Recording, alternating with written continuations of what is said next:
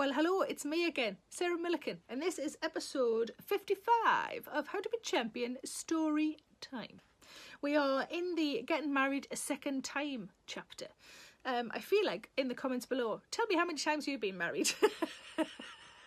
That might be, is that fun? I don't know. Maybe that's not fun. So we are in this chapter. Let's get cracking. I'm so glad that when I was 29 and crying on the floor of my mum and dad's house, neither of them reminded me that divorce had been on my to-do list. Right underneath becoming a vet and having as many rabbits as they did at Flamingo Land, Yorkshire's ultimate theme park attraction. Also, thank God I didn't have a baby. It would have been so unlikely, given that I hate kids. You have to make a pretty big boob to end up with something you've always hated, like somehow running a cheese factory or a spider ranch. Actually, I'm not too bad with spiders since I moved to the countryside. We have to sort of tolerate each other. The only ones I kill are the fast, silent ones, and given that we've just had wooden floors put in, that's very few.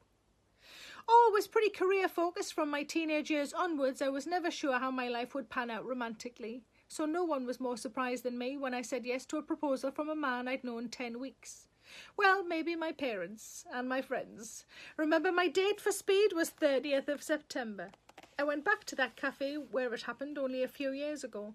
I'd walked past it and been nervous of going in for the memories it held. I took my friend Tom for moral support, plus he's gay, so at least I knew it wouldn't happen again if it turned out I was just irresistible in this one tiny cafe. I've lost my page. There we go. The rest of the world, very resistible.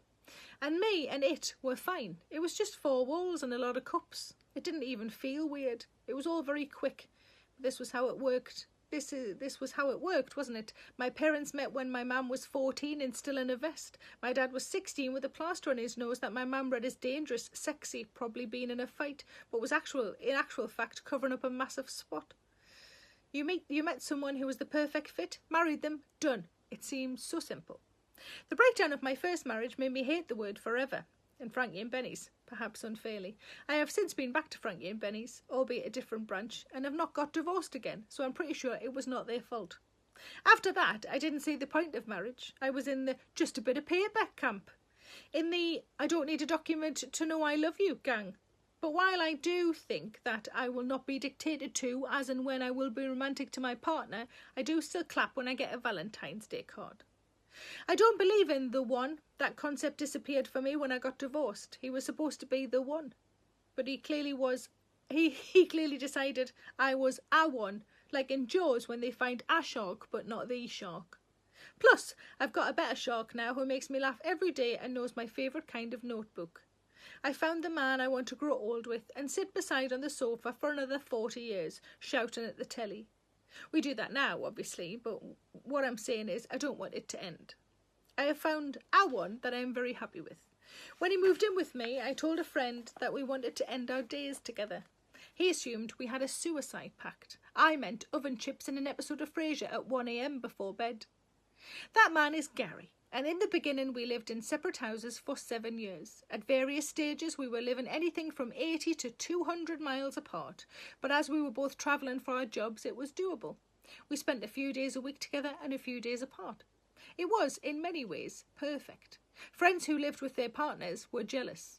You get cuddles and the bins taken out, but then also long baths and Sandra Bullock nights. It's very hard for perfect to get better. It's hard to want to change perfect. But we did. I moved and my new place only felt like a home when he was there. It was just walls and a roof the rest of the time. He brought it alive. When he left, the light dimmed a little. We made a decision. He moved in, and it was better than perfect. It was a slippery slope from there to realising I wasn't as against marriage as I used to be. That is, if the slippery slope was sliding into a big vat of awesome, think custard or gravy. We didn't need that piece of paper, but we quite liked the idea of it. God knows I've always been a massive fan of stationery. As we'd chatted like adults about marriage, it wasn't any less romantic. On the contrary, I found making plans about becoming a team proper turn on. And that, to me, is the main difference between living together and being married. I don't do sports analogies, as I don't understand most sports. When someone says, he hit it out the park, I always think, well, someone will have to go and get it back. That mustn't be good. But it feels like now we're in the same kit. I might be centre forward, guessing netball, and he might be goal attack. No idea, someone help me. But we're both trying to get a ball over the H. Definitely rugby, that few. It was an excellent wedding and the best day imaginable. I like being his wife. Girlfriend feels too new, and whenever I hear the word partner, it always makes me think of early PE lessons when the teacher would tell us to get a beanbag and a partner. If only relationships were that simple. I wandered around with a beanbag all to myself for years. Who says I can't do sports analogies? I work harder at this marriage, I know I do. And I believe in forever again, not because relationships are easy, but because some are worth fighting for. Also, if I die first, unlikely, but I can get dramatic, particularly before a general anaesthetic or flight, he has promised not to go out with anyone for 2 years.